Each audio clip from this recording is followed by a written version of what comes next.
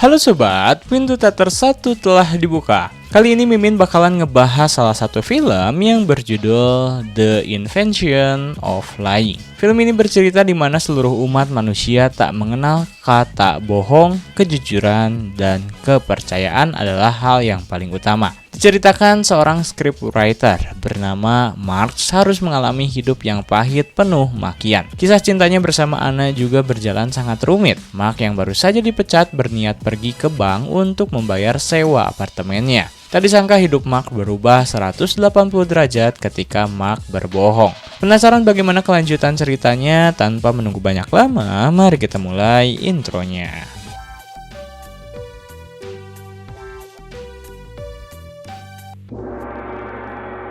Dalam film ini, kita akan dibawa ke dunia yang serba jujur. Semua umat manusia tidak memiliki kemampuan untuk berbohong. Bahkan dalam film tidak akan ada penipuan, pujian, atau fiksi. Terkadang kejujuran akan sedikit kasar karena mereka akan mengungkapkan apa yang dirasakan saat itu dengan jujur. Film diawali pada seseorang bernama Mark dengan perawakan agak gendut dan berhidung lebar. Ia mendatangi wanita bernama Anna. Anna adalah wanita yang sedang didekati oleh Mark, dan malam itu ialah malam pertama mereka saling mengenal. Anna mengungkapkan kedatangan Mark terlalu cepat sehingga membuat Anna merasa tertekan dan frustasi karena belum siap untuk pergi. Selang waktu menunggu, Mark berkata, Mark khawatir dengan restoran yang sudah dipesan Mark sebelumnya karena tidak cukup mewah untuk makan malam pertama mereka. Anna juga berkata, Anna tak yakin dengan kencannya kali ini. Begitu pula Mark yang terlihat kaku di depan Anna. Sesampainya di restoran yang memang tak terlalu bagus, seorang pelayan datang dan mengatakan bahwa dia malu bekerja di sini.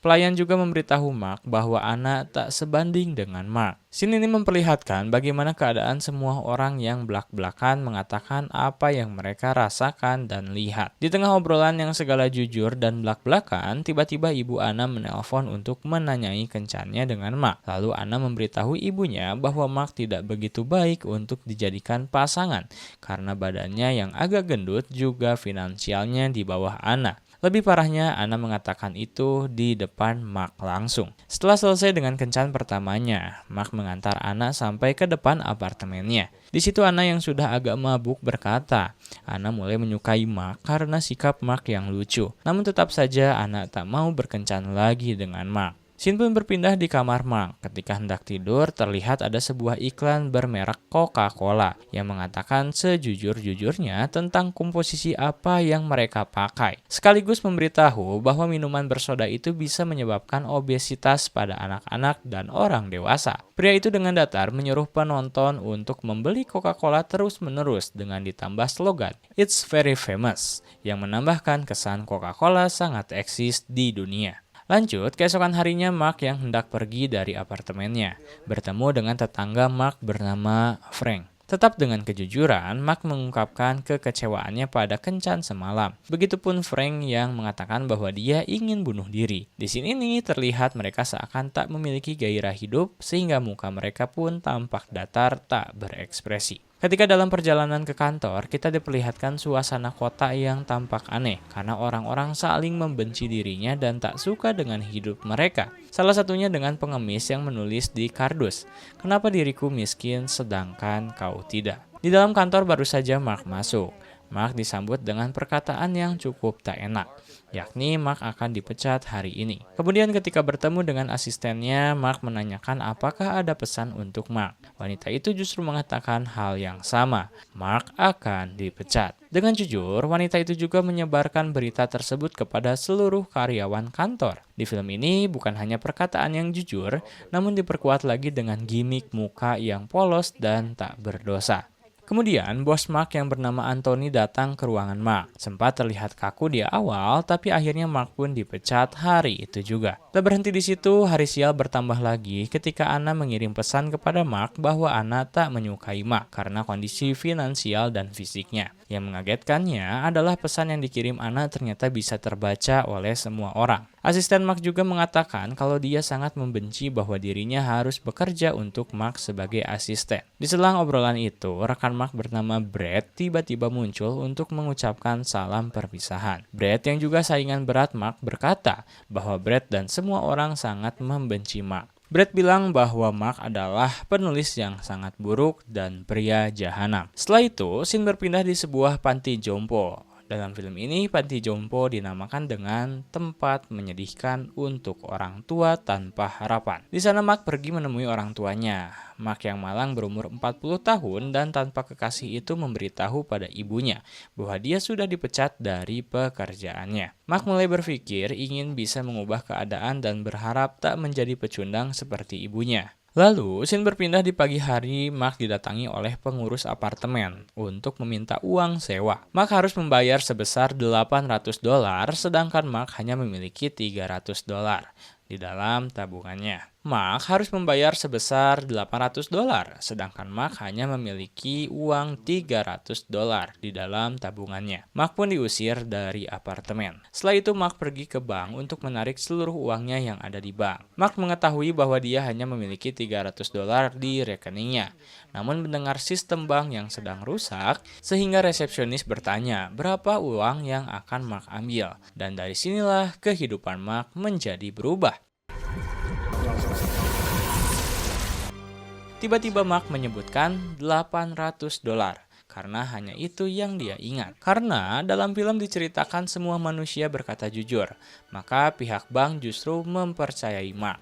Tanpa banyak lama, Mark langsung membayar sewanya pada pengurus apartemen. Di dalam apartemennya, Mark terlihat seakan tak percaya dengan apa yang terjadi saat itu. Scene pun berlanjut. Mark langsung memberitahu teman-temannya tentang penemuannya tersebut. Namun, karena pada saat itu belum ditemukan kata berbohong, sehingga sulit bagi Mark untuk menjelaskan hal tersebut. Lalu teman-temannya menyuruh Mark untuk membuktikan bahwa dia bisa melakukan apapun. Sontak saat itu Mark keluar bar, lalu menemukan wanita cantik dan Mark berkata, "Dunia akan kiamat jika aku dan kau tak bercinta." Karena dunia yang serba jujur dan percaya, wanita itu langsung panik dan menyetujui omongan Mark. Tetapi karena itu hanyalah sebuah tester, Mark pun langsung meninggalkan wanita tersebut. Selanjutnya, Mark terpikir untuk menjadi kaya raya. Tak banyak basa-basi, seketika Mark langsung bergegas mengajak temannya yang bernama Greg untuk pergi. Dalam perjalanan, karena Greg yang sedang mabuk parah menyetir mobil, sehingga polisi memberhentikan mereka. Dan tiba-tiba saja Mark mengatakan pada petugas polisi bahwa temannya itu tidak sedang mabuk. Seperti dihipnotis, seketika polisi pun mempercayai hal tersebut, sehingga mereka pun lolos dari pertilangan. Lalu Mark dan Greg ternyata pergi ke sebuah kasino untuk bermain judi. Di sana, Mark juga memakai kebohongannya untuk bisa memenangkan setiap perjudian. Alhasil, Mark dan Greg membawa banyak uang sepulang dari sana. Scene pun berlanjut di apartemen Mark. Lagi-lagi, Mark bertemu dengan teman keribonya Frank yang ingin bunuh diri. Pada saat itu, Mark hanya mengatakan bahwa Frank akan baik-baik saja dan Frank akan hidup bahagia. Tiba-tiba Frank langsung berubah pikiran dan terlihat tampak senang. Dan dari sanalah Mark juga langsung membantu orang-orang yang pernah Mark temui.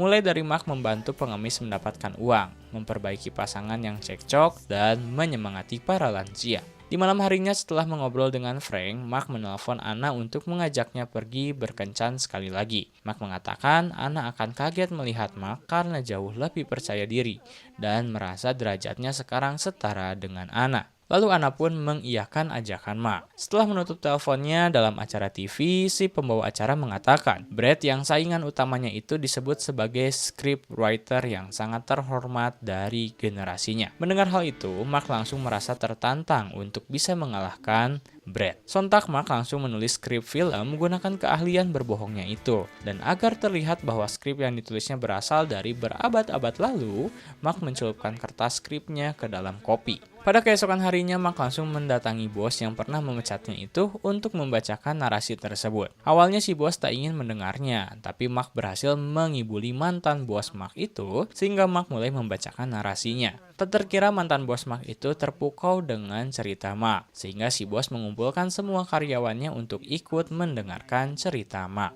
Di akhir dongeng Mark, Mark menambahkan sebuah kalimat yang mengatakan bahwa Mark akan menjadi sangat kaya dan terkenal dari cerita tersebut. Tak lupa Mark memberikan judul filmnya, yaitu Wabah Hitam. Di malam harinya, Mark makan malam dengan Anna. Lalu Anna ingin mengetahui bagaimana latar belakang keluarga Mark. Mark pun bercerita tentang ayahnya, yaitu seorang drunken master alias pemabuk berat, dan seorang pencuri yang tentu jujur. Diceritakan ayahnya sedang mencuri sebuah rumah, tiba-tiba diketahui oleh sang pemilik rumah. Bukannya langsung kabur, ayah Mark justru malah bertanya pada pemilik rumah, kenapa sang pemilik ada di rumah. Tetapi pria berpeci itu mengatakan akan menelpon polisi untuk menangkap ayah Mark. Namun sebelum ayahnya ditangkap, sang pemilik rumah mengajak ayah Mark untuk meminum teh dahulu sambil menunggu polisi tiba. Dan selamat datang di film komedi absurd ini. Di sisi lain, Mark juga mengutarakan lagi perasaan Mark pada Anna.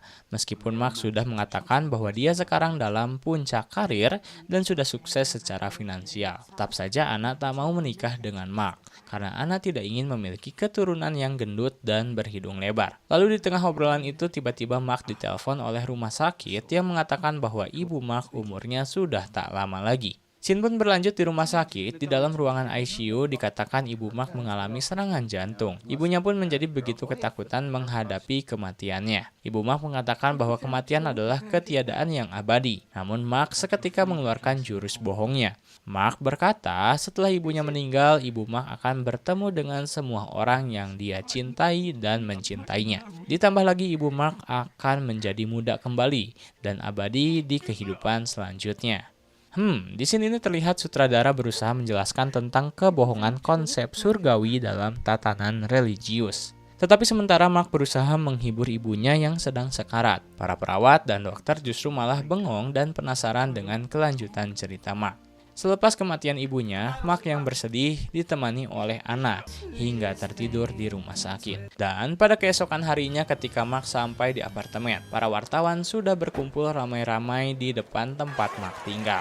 Akibat dari para suster yang penasaran, seluruh masyarakat dan wartawan sontak menanyai Mark tentang kehidupan setelah kematian. Lalu tak lama Anna menelpon Mark dan langsung mendatangi Mark. Di apartemen, Anna yang juga penasaran menanyakan apa yang Mark ceritakan kepada ibunya saat sekarat. Setelah Mark menceritakan yang dikatakan pada ibunya, sontak Anna pun terlihat bahagia mendengar hal tersebut. Anna menyuruh Mark untuk memberitahukan hal itu secara detail kepada masyarakat di sana. Kemudian Mark pun mulai menulis ditemani oleh Anna dan Greg sambil menonton berita. Dengan penuh tanggung jawab, Mark menulis semalam suntuk. Masyarakat juga bahkan hingga enggan untuk bubar. Seolah-olah menjadi nabi, seluruh dunia dikabarkan menunggu apa yang akan Mark ceritakan tentang konsep kehidupan itu. Pada keesokan harinya kedatangan Mark yang sudah ditunggu-tunggu akhirnya pun tiba. Mark membuat 10 poin tentang aturan kehidupan yang merupakan sebuah cerminan dari 10 aturan Dasatitah atau Dekalog dalam Bible umat Kristiani. Dalam ceritanya Mark mengatakan, siapa yang berbuat baik akan diberikan rumah besar di kehidupan lanjutan. Tapi barang siapa yang melakukan kejahatan, maka dia akan dihukum sebagaimana mestinya. Sesi Q&A pun tak terhindarkan. Banyak dari masyarakat yang masih kebingungan dengan apa yang Mark katakan. Contohnya seperti menanyakan soal apakah memakai celana adalah hal baik. Dan pertanyaan-pertanyaan itu sesekali membuat Mark kewalahan. Setelah menceritakan hal tersebut yang diselangi oleh Q&A bertubi-tubi dari masyarakat selama lebih dari 2 jam, kemudian tak lama berita-berita tentang apa yang Mark ceritakan terutama tentang pria di langit tersebar di seluruh negara. Terlihat sekali dunia sangat percaya pada apa yang Mark ceritakan. Scene pun berlanjut ketika Mark mulai membuat film garapannya tersebut. Namun di sisi lain, Mark juga melihat Brad mulai mendekati Anna. Namun Mark tak terlalu menanggapi soal itu. Justru, Mark sekarang sudah berhasil membeli sebuah rumah besar dan filmnya pun berhasil meraih penghargaan menjadi film terbaik. Kemudian, scene pun berpindah di sebuah taman. Di sana, Mark lagi-lagi mencoba mengajak Anna untuk menikah dengannya. Namun tetap pada jawaban yang sama, Anna menolak Mark karena fisiknya yang gemuk dan hidung yang lebar itu. Setelah itu di dalam rumah besar milik Mark, Mark sekarang sudah memiliki asisten untuk menulis cerita-ceritanya untuk dijadikan film. Lalu muncullah Anna yang ternyata akan pergi berkencan dengan Brad. Mendengar hal itu, Mark seketika panik. Namun anehnya Mark tidak bisa berbohong kepada Anna, sehingga Mark pun membiarkan Anna pergi bersama Brad. Sesampainya di sebuah restoran mewah, Brad langsung mengatakan pada Anna bahwa Brad menyukai dan ingin menikah dengan Anna. Tapi tiba-tiba ibu Anna menelpon untuk menanyakan bagaimana kencan Anna dengan Brad. Tak pikir lama, kali ini Brad berinisiatif untuk mengangkat telepon dari ibu Anna. Namun Brad yang arogan dan sok-sokan agar terlihat keren di depan Anna, secara sengaja menutup obrolan ibunya dengan tidak sopan. Scene pun berlanjut di mana Mark yang sedang berjalan-jalan di kota, melihat orang-orang kembali ke semula di mana pengemis yang diberikan uang oleh Mark jatuh miskin kembali. Lalu pasangan yang cekcok lagi, juga seseorang yang tampak tak sopan kepada Mark. Lanjut, di rumah besar Mark mengumpulkan kedua temannya dan mengungkapkan bahwa dirinya sekarang kaya raya dan sukses, namun tertekan dengan keadaan. Sementara Frank dan Greg mengatakan bahwa mereka hanya ingin mabuk-mabukan sambil menunggu kematian dirinya. Di sini nih seakan-akan apa yang selama ini Mark ceritakan mulai terdapat banyak kesalahan. Di sisi lain Anna yang sedang menonton wawancara Mark tiba-tiba dimarahi oleh ibunya karena Mark tidak baik untuk Anna. Justru ibunya malah menyuruh Anna untuk menelpon Brad. Lalu, Mark yang mengalami tekanan dari sana-sini mulai berbicara di depan batu nisan ibunya. Mark mengeluhkan kehidupannya yang sekarang jauh lebih sulit dialami oleh Mark, meskipun Mark sudah kaya raya dan sukses. Setelah semua berlalu, Mark terbangun dari tidurnya karena Anna datang ke rumahnya. Dan kali ini, Mark tampak berantakan dengan rambut panjang tak terurus. Lalu Anna mengatakan hal yang tak diduga. Anna akan segera menikah dengan Brad. Juga Anna mengundang Mark agar datang ke pernikahannya.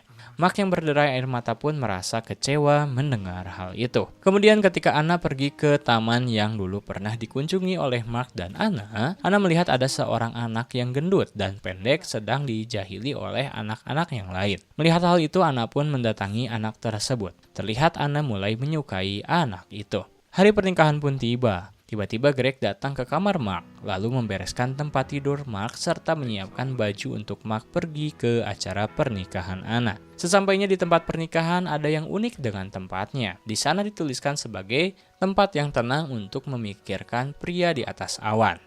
Dan tak lupa dengan gambar Mark sedang memegang dus pizza. Setelah itu ketika pernikahan antara Anna dan Brad akan disahkan, tiba-tiba Mark menyela acara tersebut dan berkata Anna tak boleh menikahi Brad. Tapi ketika ditanya alasannya, Mark hanya menjawab tidak.